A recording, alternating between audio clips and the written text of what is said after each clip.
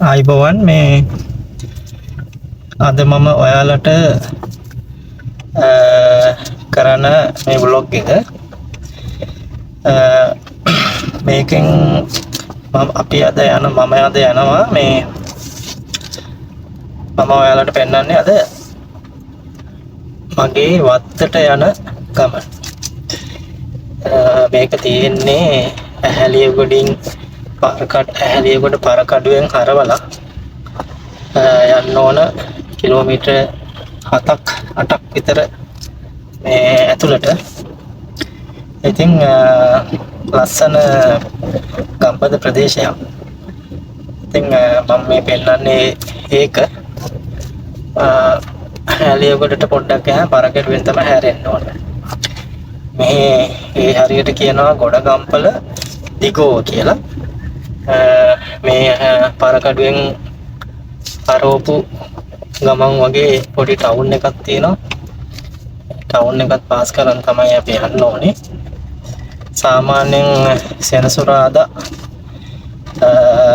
අවස්වරුවේ 12න් පස්සේ වගේ ගොඩක් කලාවට මම සතියකට එකපාරක් එහෙම නැත්නම් වෙන නිවාඩු දවසක් වුණොත් සතියට කොහම හරි එකපාරක් එනවා. ඉතින් පොඩි ටීලෑන්ඩ් එකක් තියෙන්නේ. මම ඉතින් අර මේක දේවල් වලට ආසයිනේ. මේ සාමාන්‍යයෙන් මේ මෙඩිසින් වලට වගේම ඉතින් සංගීතයට බගාවට ඊට පස්සේ දැන් අලුතින් පටන් අරන් තියෙන ක්ලෝතින් ඉන්ඩස්ට්‍රි එකට මම ටිකක් අර මගේ ඉතින් කැමැත්තක් තියෙනවා. ඉතින් මේ මගාවට ඇත්තටම ඉස්සරින් ඉඳන්ම කැමති. මට මතක විදියට අපේ පොඩි කාලේ මම මේ අපේ ඔය ආච්චි අම්මා හරියට වගා කරනවා. මේ සාමාන්‍යයෙන් එයා මම හිතන්නේ වගා කරපු නැති දෙයක් නෑ. ගොඩක් වෙලාවට ඔය අලබතල එහෙම තමයි වගා කරන්නේ. මේ දන් දින අර දම්පාට අල එතකොට කුකුලල අරලොක් කියලා එකක් තිබුණා. ඊට පස්සේ මඤ්ඤොක්කා ගොඩක් දේවල් ආච්චි අම්මා ඉස්සර හිටවනවා. මේ ඒ ආසාව පන්නරය ඒ බලාගෙන හිටපු දේවල් නිසා ඉතින් වගාවට ආසයි. නමුත් කරගන්න වෙලාවක් නැහැ. ඒක නිසා හොඳ උදාහරණයකුත් කියන්නම්. ඉතින් මම අර මට පුළුවන් විදියට පටන් ගන්න කියලා මේ ලංකාවේම අර මේ තිබුණානේ මේ කහ හිග කාලයක්. අනේ කහ හිග කාලෙදී මේ ගොඩක් අය කහ හිටෙව්වානේ. එතකොට මගේ ගෙදර පිටිපස්සේ තියෙනවා මේ පර්චස් 10ක වගේ පොඩි ඉඩ ප්‍රමාණයක්. ඉතින් මේ මම කරේ ඒ කහ මම හිතන්නේ 2022 ද කොහෙද ගෝඨාභය මහත්තයා ඉන්න කාලේ අර කහ මේ එක එකක් තිබුණානේ. අන්නේ කාලෙදී මේ මම අර බෑග් ගෙනහල්ලා ඒ හැමදේම මම හිතන්නේ කරේ මේ කියන්නේ සල්ලි වලට කරගන්න ඕනේ. ශ්‍රමය තමයි ඒකට අපේ නෝනාගේ තාත්තා තමයි වැඩ ටික කරේ. මේ පස් කියුබ් දෙකක් විතර සල්ලි වලට ගෙනහල්ලා ඊට පස්සේ කහ පැල ගෙනහල්ලා. ඉතින් කොහොම හරි මට මතක විදියට බෑග් 500ක එක බෑග් එකක පැල 3 ගාන පැල 1500ක් හිටෙව්වා.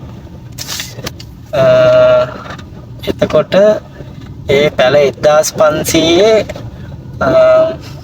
කොහොම හරි අපිට ඉතින් ලොකු දැනුමක් තිබුණේ නැහැ. ඉතින් ඉන්ටර්නෙට් එකෙන් බලගෙන එහෙම තමයි ඉතින් වගාව කරේ.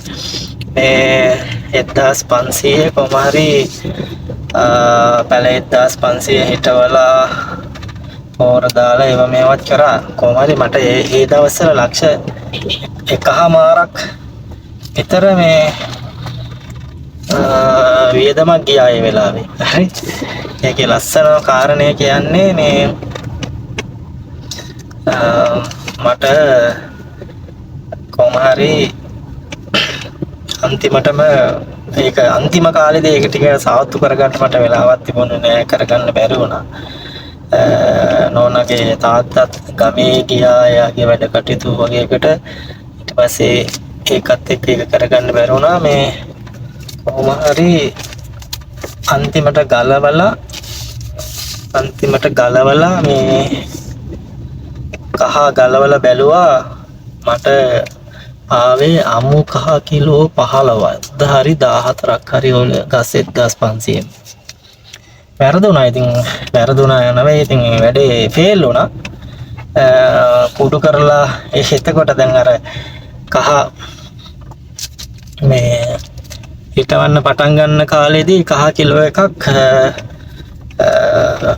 3000ක් විතර වුණා මට මතක විදියට. ඊට පස්සේ අමු කහ කිලෝ එකක් රුපියල් 400 550 වගේ ගියා. කොහොම හරි අවුරුද්දක් වගේ කාලේදී තමයි මේ හරි මාස ගානකින්ද කොහෙද ගැලෙව්වා. ගලවනකොට කොහොම හරි කිලෝ 14යි මට ගන්න පුළුවන් වුණේ. ඒකත් කුඩු කළා මෙහා කරගත්තට පස්සේ කිලෝ 15ක් කිලෝ 2.5 3ක් වගේ මට මතක විදියට. ඉතින් එතකොට අමු කහ කිලෝ එක රුපියල් 70කට හරි 100කට අඩුවෙන් 90කට වගේ බහැලා තිබුණා. අමු කහ විකුණන නම් රුපියල් 900 1000 ගාණක් හරි 2000 ගාණක් තමයි හම්බෙන්නේ. හරි. ඊට පස්සේ ඉතින් අරක වේලලා කුඩු කරලා ගෙදර පාවිච්චියටයි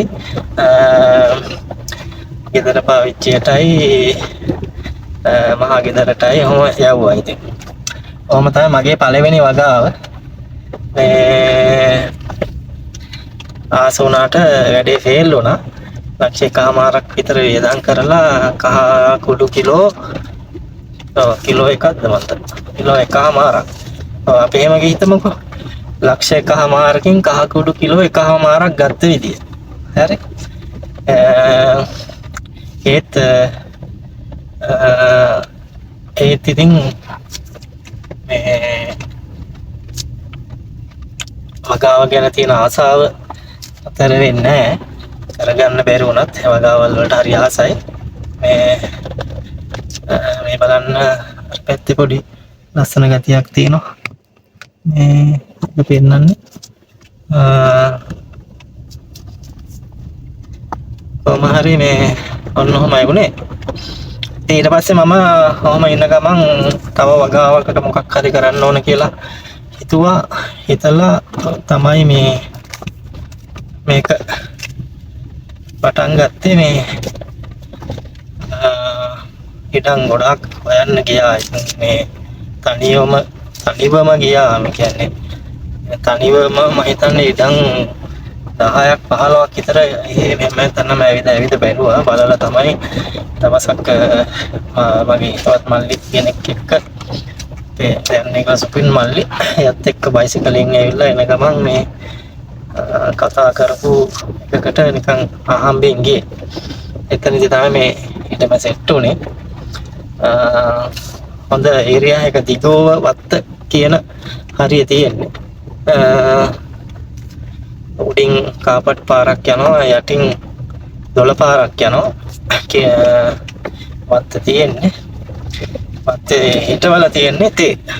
එතකොට මම ගන්නකොට ටිකක් හොඳටම තේ තිබුණේ නැහැ. කැලෑවට ගිහිල්ලා තිබුණේ.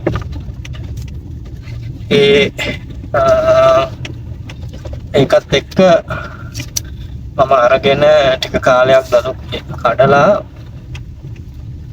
අක්කර මම හිතන්නේ 3මාරක් විතර අලුතෙන් ආයෙ සුද්ධ කරලා අලුතෙන් තේ දැම්මා ගිය අවුරුද්දේ අප්‍රේල් වල.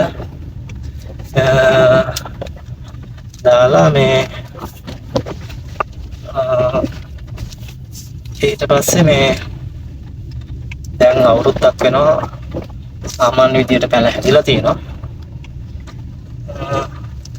ඔයාලට මේ අනිත් පැත්තේ තියෙන හොඳ view ටිකක් ඒක බලන්න බැලුවේ.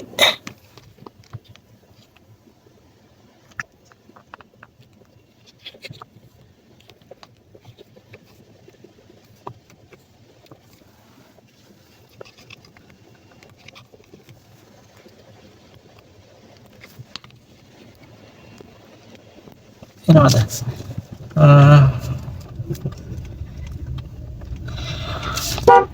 කොහොම හරි දැන් අවුරුද්දක් විතර වෙනවා ඉතින් කරගෙන යනවා. බලමු ඉතින් ඉස්සරහට මොකද වෙන්නේ කියලා. මේ දවස්වල නම් අපේ මල්ලි තමයි වැඩ ටික බලාගෙන කරගෙන ඉන්නේ.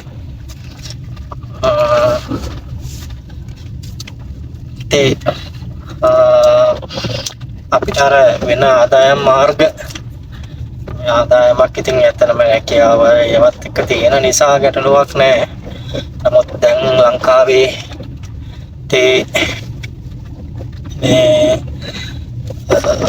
හිටවල කරනවා කියන්නේ ඇත්තටම මාර වේදමක්. මේ පොර මේ දවස්වල මම හිතන්නේ පොර කොටයක් රුපියල් වෙනවා 15000ක් විතර. ඒක පොර කොටයක්. එතකොට එහෙම බැලුවාම ඉතින් ඊට පස්සේ දළු කඩන සුද්ධ කරන්න ඕන දළු ඉතින් ඒ ළඟ ඉන්න ඕන නිතරම මේ පාර මේ හැටි ටික සවුත්තුයි මේ ළඟ ඉඳගෙන සාත්තු කරන්න ඕන ඉතින් තත්ත්වයක් තමයි තියෙන්නේ. ඒ සේවක කුලී ගිහිල්ලා මේ ඊට පස්සේ පොර වලට ඒවට ගියාම ඇත්තටම දැන් කාලේ මේ තේ විතරක් යැපෙන මිනිස්සුන්ට හරි අපහසුයි මට තේරෙන විදියට. ඒ කියන්නේ මට වුණත් ඒ වියදමත් එක්ක බැලුවහම ලොකු ප්‍රොෆිට් එකක් ගන්න නැහැ. අනිත් ඒත් ඉතින් සුළු වට තේ කරන අයට ඉතින් ඒ අයටත් ඉතින් ඔය දේ තමයි.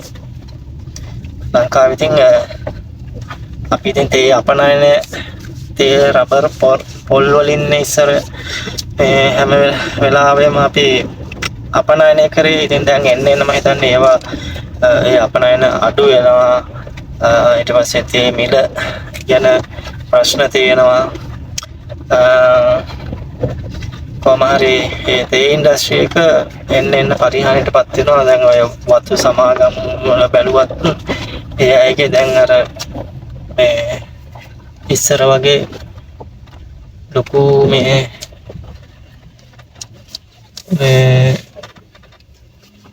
ඉස්සර වගේ ලොකුවට මේ වතු එහෙම යන්නේ නැහැ. මේ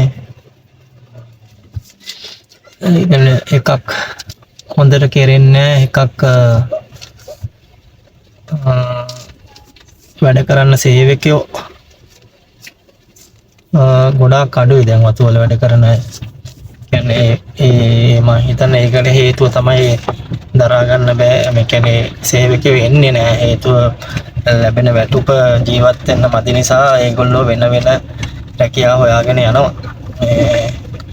මම හිතා රුපියල් 1400ක් 500ක් වගේ දෛනික වැටුපක් තමයි මේ හම්බ වෙන්නේ. ඒක නිසා වතු සේවකයෝ එන්නේ නැහැ ගොඩක් අය. ලයින් වල ඉන්න අය කොළඹට යනවා වෙන වැඩ කරන්න. ඒක නිසා හරි අමාරුයි වැඩකට කෙනෙක් හොයාගන්න උන. ඔහොම දෙයක් තමයි තේ ඉන්ඩස්ට්‍රි එකේ දැන් තියෙන්නේ. ඒ වගේම අපි මම හිතන්නේ පිටරටට අපනයනය කරපු තේ වල මොන හරි ක්වොලිටි වෙනස් වෙලා වගේ දලා දැන් අපිට ඒ තියෙන මේ සිලෝන් ටී එකට තීච්ච ඒ තත්ත්වයක් පොඩි වෙනස්කම් ඇති වෙලා මම හිතන්නේ. මම හරිද දන්නේ වැරදි නම් නිවැරදි කරන්න පුළුවන් ඕන කෙනෙකුට. ඩිල්මා ලිප්ටන් වගේ ඒවා කොහොම හරි ඒ ක්වොලිටි තියාගෙන යනවා. මම හිතන්නේ මෙරිල් ජේ ප්‍රනාන්දු මහත්තයා පටන් ගත්ත ඩිල්මානේ මේ අතන මම අර රුසියාවේ ඉන්න කාලේ එහෙම මේ හරි සතුටුයි මේ සුපර් මාකට් එකට ගියාම ඩිල්මා තේ එහෙම තියෙනවා. ඉතින් ඒක මේ ඒක පිටරටකටම ගියාම තමයි දැනෙන්නේ මේ ඒකේ මේ මොකක්ද ඒ වටිනාකම. ඉතින් මේ එතනත් පොඩි ටවුන් එකක් තියෙන්නේ. එතනින් ඇරිලා යන්න ඕන ඇතුළට. මම කතා කරගෙන හිටියේ මෙරිල්ගේ ප්‍රාන්තු මහත්තයාගේ ඩිල්මා ගැන. ඉතින් ඒ රෂියන් අය එහෙම හරි ආසාවෙන් මේ ඒවා පාවිච්චි කරනවා මේ සිලෝන්. ඒ කියන්නේ සිලෝන් ටී කියලා අපි ගොඩක් වෙලාට මේ මිනිස්සු කියන්නේ. ශ්‍රී ලංකාවත් කියලා දන්නවට වඩා සිලෝන් ටී කියන නම තමයි යන්නේ. ඒක ගොඩනගන්න මම හිතන්නේ විශේෂයෙන් මිස්ටර් මෙරිල් ප්‍රනාන්දු ලොකු මාංශයක් දරලා තියෙන ලොකු කාලයක් අරන් තියෙනවා. දැන් ලෝකෙටම ප්‍රසිද්ධ බ්‍රෑන්ඩ් එකක් බිල්ඩ් කරලා තියෙනවා තේ වලින්. ඒක හරි අපිට ආඩම්බරයක් වෙන වැඩක්. ඉතින් ඒ වගේ තව ඒවා මේ ලෝකෙට යන එක තමයි ගොඩක්ම හොඳ. පුළුවන් නම් නේද? ඒ වල කතාව කොහොමයි? අනිත් ඒ තමයි ඔය දැන් අපි ඉස්සර ඇත්තටම ඩිල්මා රෂ්‍යාවල ඩිල්මා තේ එකක් බොනකොට ඒ තේ බොන තේ රසය ඇත්තටම ලංකාවේ අනිත් තේ වලින් හරි ගන්න අමාරුයි. මේ ඒකට මේ ඇත්තටම අපි බොන්නේ මම හිතන්නේ මේ ක්වොලිටිම තේ නෙවෙයි මම හිතන්නේ නෙවෙයි. ඉතින් ඇත්ත ඒක තමයි. අපිට හම්බෙන්නේ නැහැ හොඳ ඒවා නේ. මේ තේ හදන රටේ තේ කඩන රටේ තේ හිටවලා තේ හදලා තේ කඩලානේ ඊට පස්සේ ෆැක්ටරි වල වැඩ කරලා එහෙම කරලා කොහොම හරි හොඳම තේ ටික ඉතින් පිටරටට තමයි යන්නේ. ඉතින් ලංකාවේ එහෙමත් කෙනෙක් තමයි ලංකාවේ අයට මේ හොඳ තේ බොන්න තියෙන්නේ. ඔක තමයි ඉතින් තේ කතාව. තේ කතාව කිව්වේ ඉතින් මගේ තේ වත්තට යන නිසා ටිකක් ගම්බද ප්‍රදේශයක්. ඇහැලේ වලින් හරිලා ඉතින් දෙකටම කිලෝමීටර් 7ක් විතර එන්න ඕන. ඒ ඇවිල්ලා එන ගමනේ තමයි මේ ඔයාලට පෙන්නන්නේ. මේ දෙපැත්තේ මෙතින් ගස් කොළන් තියෙන මේ හරියනම් පාර ටිකක් හොඳටම හොඳ මදි. සවුත් වෙලා තියෙන්නේ. හරි හිමින් යන්න ඕන. ඉතින් මේ හරියට අර බස් එකක් යන්නේ අර දැරණියගල නූරි ආලිකොඩ යනවා වගේ පැයකට සැරයක්වත් නෑ මේ හරියන. හරි අඩුයි. අර ප්‍රයිවට් බස් එකක් තමයි යන්නේ නිතර. CTV බස් යනවා අඩුයි. හරි සුන්දර වටපිටාවක් තියෙන්නේ. ඔක තමයි තේවල කතාව සහ තේ ගමන.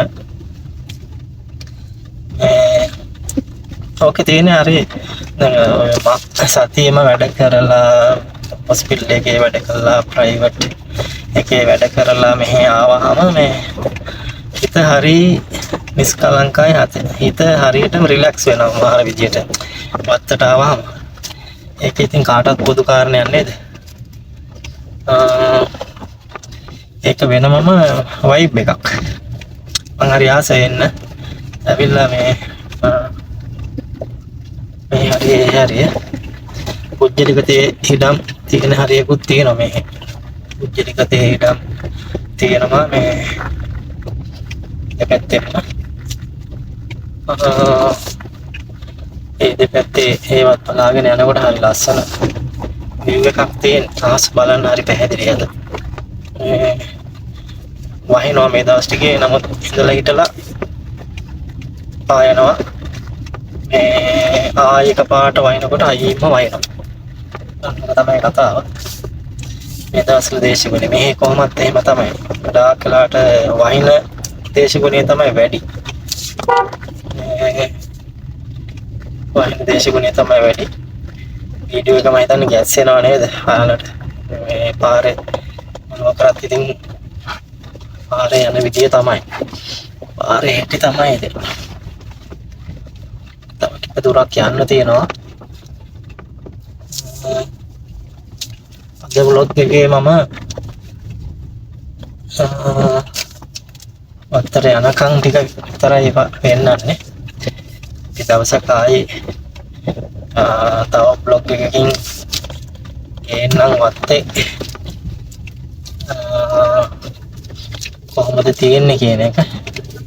අද මම වත්තට ගිහිල්ලා මේ ටික වැඩ ටික බලලා ආයේ දැරණියගල යන්න ඕන නූරියට ගේ ප්‍රයිවට් එකට ඩිස්පෙන්සරියට බෙහෙත් දෙන්න. ඉතින් ඒකත් ඔළුවේ තියාගෙන තමයි යන්නේ. චූටි දුරක් යන්න තියෙනවා මේ ගමනේ. හොඳයි ඉතින් සුන්දර ගමනක්. කියන්නේ විශේෂයෙන් කාර්ය බහුල ස්ට්‍රෙස් එකක ඉන්න කෙනෙකුට නිකන් ඒක වෙනස් කරගන්න, ස්ට්‍රෙස් එක නැති කරගන්න හොඳ ඔපචුනිටි එකක් තමයි මේ වගේ පළාතකට ඇවිල්ලා දවසක් ඉන්න පුළුවන් තැන් තියෙනවා නම් දවසක් ඉඳලා යන එක. ඒක පුදුමාකාර සැහැල්ලුවක්, සහනයක් දෙන එකක්. මේ හරි ප්‍රසිද්ධම නවතන් දෙන තැන් නෑ. එක තැනක් තියෙනවා මම හිතන්නේ පවර් හවුස් කියලා. මේ හැර මම දැකලා නෑ. ඒ වුණාට දවසක මේ නාන්න අය එනවා. ওই දවසකට එහෙම ගොඩක් අය නාන අය එනවා. ඉතින් ඔයාලට පුළුවන් මේකයි තියෙනවා හොඳට නාන පොට් තියෙනවා. ওই දවසට එහෙම ආවොත් ගොඩක් වෙලාට එහෙම අය ඇවිල්ලා යන පේනවා. මේ මගේ දැන් ඉඩමේ තියෙනවා මේ ඒ කියන්නේ ඉඩමේ පල්ලෙහා මායිම තියෙන්නේ ඇලකින් ඉතින් ඒ ඇලෙත් හොඳට වතුර තියෙනවා. ඉඳලා හිටලා තමයි ඉතින් මම නම් ගිහිල්ලා නාලා තියෙන්නේ. මොකද වෙලාවක් නැතිකම ඒකින්ද එතන මේ පොඩි ටවුන් එකට කියන ගොඩගම්පල කියලා. ගොඩගම්පල තමයි මේකේ ගාම නිලධාරී ඒරියා එක. ගොඩගම්පල දිගෝව. එතනින් පස්සේ ටිකක් පාර හොඳයි.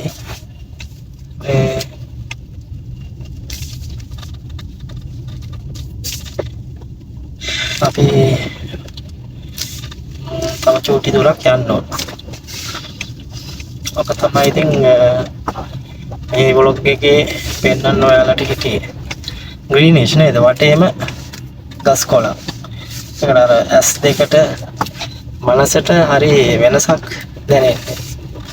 ඒ ටවුන් වල ඉඳලා සද්දය ඇහෙලානේ. වාහන වල සද්දේ මේවා ඉතින් පිරිසුදු වාතය, පිරිසුදු ජලය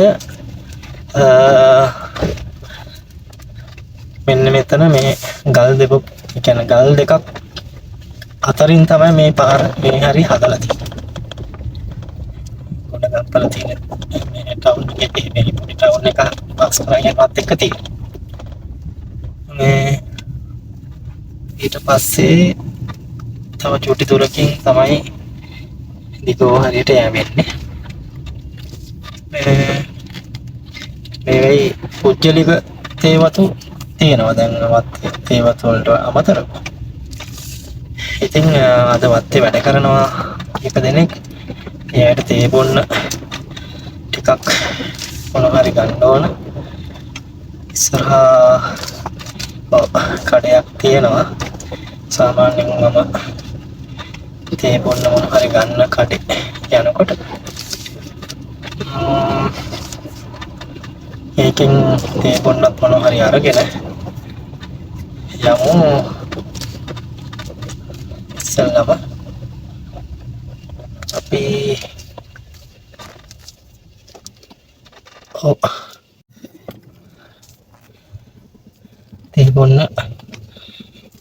ගත්තා. පොඩි තුරකින් පත් අපි බලමු එතනත් පැත්තේ තියෙන රබර් වත්තා.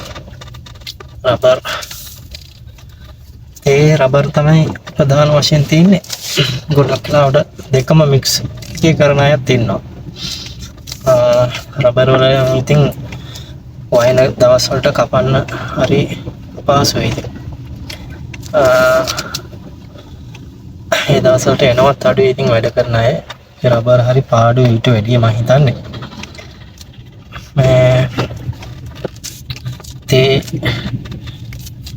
රබර් වලට අර වැස්සකින් පාඩුයි නැත්තම් මේන්ටේන් කරන්න ලොකුවට අවශ්‍ය නැහැ.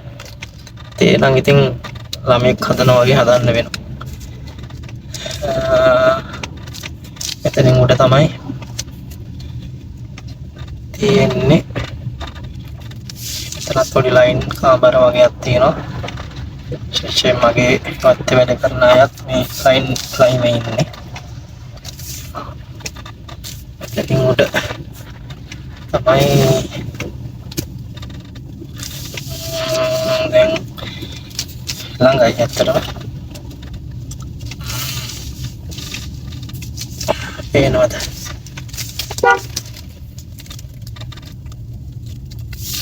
පැහැදිලි ආසක් තියෙනවද?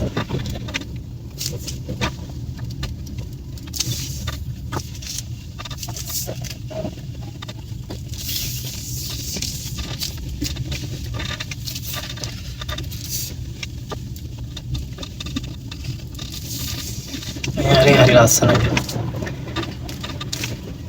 මේ හරි පාර කාපට් වෙලා තියෙන්නේ අර මේ පාරෙන් පල්ලමේ තමයි මගේ ඊටම තියෙන්නේ. මම ගොඩක් වෙලාවට මෙතනින් නවත්තලා තමයි යන්නේ වාහනේ. මේ මම පෙන්නන්නම්කෝ එතනින් පස්සේ ඔයාලට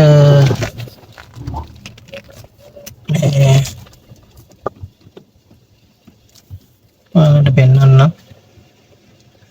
ඉතුරු ටික.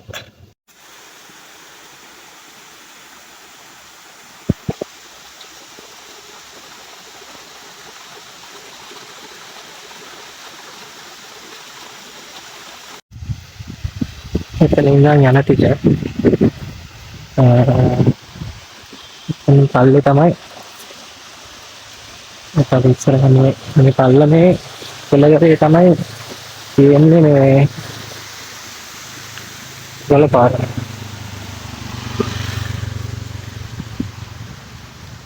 ලස්සන අලු ඒරියා එකක්.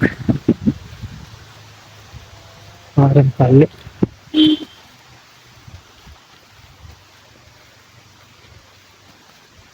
right.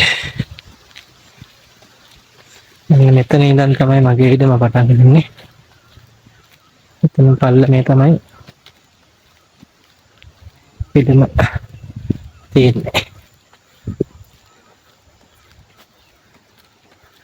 බදලු කඩනවා. කට්ටිය බදලු කඩලා තියලා තියෙන්නේ.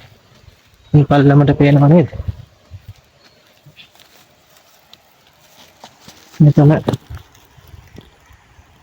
මේ පේන්නේ පල්ලමේ දොරපහල. ඉතින් මේ එකක් මම ඉස්සරහට ගෙනින්නම් ඔයාලට vlog එකක්.